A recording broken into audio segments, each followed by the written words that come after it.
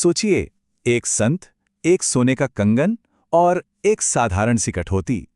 ये तीन चीजें मिलकर हमें एक ऐसी कहानी सुनाती हैं जो भारत की सबसे गहरी आध्यात्मिक सच्चाइयों में से एक को सामने लाती हैं। ये कहानी सिर्फ सुनने में ही दिलचस्प नहीं है, बल्कि हमें कुछ बहुत जरूरी सोचने पर भी मजबूर करती है। तो चलिए, इस कहानी को और इसके पीछे छिपे संदेश को समझते हैं। मन चंगा तो कठौती में गंगा। ये कहावत तो हम में से ज्यादातर लोगों ने कभी ना कभी सुनी ही होगी, है ना? पर इसका असली मतलब क्या है? आज की हमारी कहानी बस इसी एक सवाल का जवाब है, और वो जवाब, यकीन मानिए, हैरान कर देने वाला है। मतलब बड़ा सीधा साधा सा है। अगर हमारा मन साफ है, पवित्र है, तो फिर पवित्र गंगा कहीं दूर नहीं, वो तो कहीं भी प्रकट हो सकती है, यहां तक कि हमारे काम करने की एक छोटी सी कटौती में भी। ये सिर्फ एक कहावत नहीं, बल्कि एक बहुत गहरा फलसफा है, और एक संत की कहानी इस फलसफे को हकीकत में बदल देती है। तो हमारे कहानी की शुरुआत होती है एक संत के सरल से विश्वास से और एक बहुत बड़े दार्शनिक टकराव से। काशी शहर में रहते थे संत रविदास। पेशे से वो एक विनम्र चर्मकार थे, मतलब जूते बनाने का काम करते थे। लेकिन उनका मन हमेशा ईश्वर की भक्ति में डूबा रहता था। उनके लिए भगवान किसी मंदिर, मस्जिद या नदी में कैद नहीं थे, बल्कि वो तो हर जगह, हर कण में मौजूद थे। और यही सोच, यही विश्वास एक बहुत बड़े टकराव की वजह बनने वाला था। तो देखिए, टकराव हुआ कैसे।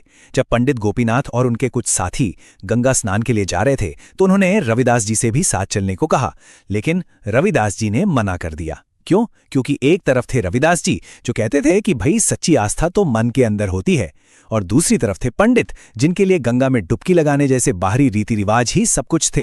तब रविदास जी ने पंडित गोपीनाथ को एक कौड़ी दी, और साथ में रख दी एक बड़ी ही अजीब सी शर्त, जो सुनने में नामुमकिन सी लगे।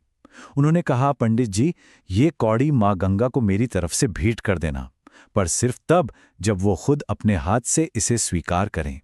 और अब कहानी का रुख मुड़ता है गंगा के किनारे की तरफ, जहां एक ऐसा चमत्कार होने वाला था जिसकी किसी ने कल्पना भी नहीं की थी।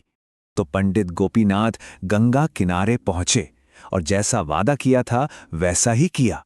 उन्होंने वो कौड़ी हाथ में ली और मां गंगा को पुकारते हुए कहा कि यह भेंट संत रविदास ने भेजी है। और फिर जो हुआ वो वाकई एक चमत्कार था। नदी के पानी से एक दिव्य हाथ बाहर आया, उसने वो कौड़ी ले ली और एक आवाज गूंजी, संत रविदास जैसे महान संत से भेंट पाना मेरे लिए बड़े सम्मान की बात है। और बात यहीं खत्म नहीं हुई। मां गंगा ने बदले में एक दिव्य उपहार दिया, एक खूबसूरत जगमगाता हुआ सोने का कंगन।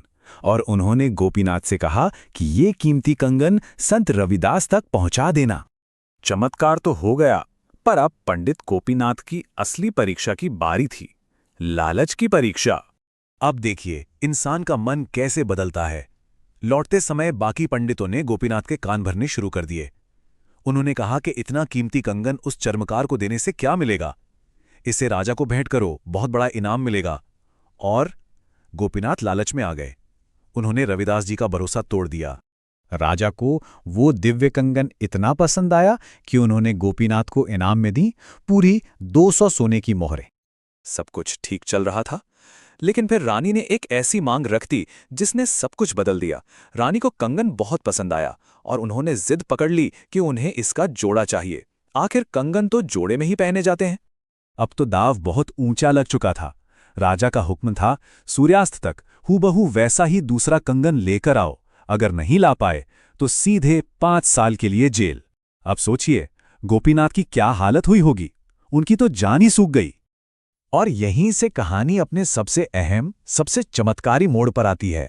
डरे सहमे गोपीनाथ के पास अब संत रविदास के पास जाकर पश्चाताप करने के अलावा और कोई चारा नहीं था। पंडित गोपीनाथ ने हर जगह देख लिया, पूरा बाजार छान मारा, लेकिन वैसा कंगन कहीं नहीं मिला। अब उनके पास सिर्फ एक ही रास्ता था। वो हताश होकर संत रविदास के पैरों में गिर पड़े और रोते हुए बोले, मुझे माफ कर दीजिए, मैं लालच में अंधा हो गया था और मैंने आपके साथ धोखा किया।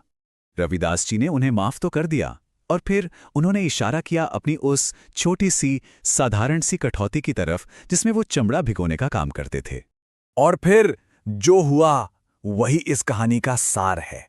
उस छोटी सी कटौती का पानी एक दिव्य रोशनी से चमकने लगा, और मां गंगा खुद उसमें प्रकट हो गईं।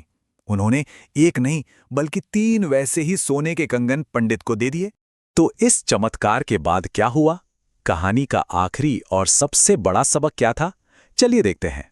जब गोपीनाथ ने राजा को सारी सच्चाई बताई तो राजा अपनी बीमार रानी को लेकर सीधे रविदास जी के पास पहुंचे और कहते हैं संत के आशीर्वाद भर से रानी पूरी तरह ठीक हो गई।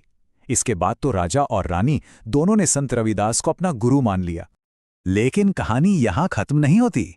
एक आखिरी परीक्षा अभी बाकी थी, समाज की परीक्षा। राजा ने एक शाही दावत रखी, लेकिन वहां मौजूद दूसरे ब्राह्मणों ने एक चर्मकार के साथ बैठकर खाना खाने से साफ इनकार कर दिया। उनका सामाजिक अहंकार सामने आ गया। और तब हुआ एक और चमत्कार। हर एक ब्राह्मण ने क्या देखा कि उनके ठीक बगल में संत रविदास का ही एक रूप बैठा खाना खा रहा है। ये देखकर तो सबके होश उड़ गए। सबने माफी मांगी और तब जाकर रविदास जी ने उन्हें समझाया कि असली ब्राह्मण कौन होता है। वो जो राजा और रंक सबको बराबर समझे, जिसके मन में हर जीव के लिए दया हो और जो ये समझे कि भगवान बाहरी दिखावे में नहीं बल्कि एक साफ और सच्चे दिल में मिलते हैं। तो देखिए, कहानी हमें घुमा फिराकर वापस वहीं ले आई, उसी कहावत पर, मन चंगा तो कठौती में गंगा। अब इसका अर्थ पूरी तरह से साफ हो जाता है ना? सच्ची पवित्रता किसी बाहरी काम में नहीं बल्कि हमारे मन की अपनी शुद्धि में है। तो ये कहानी जाते जाते हम सबके लिए एक सवाल छोड़ जाती है। हमें पवित्रता की तलाश में कहाँ जाना चाहिए? किसी दूर बहती नदी तक या अपने ही मन के अंदर?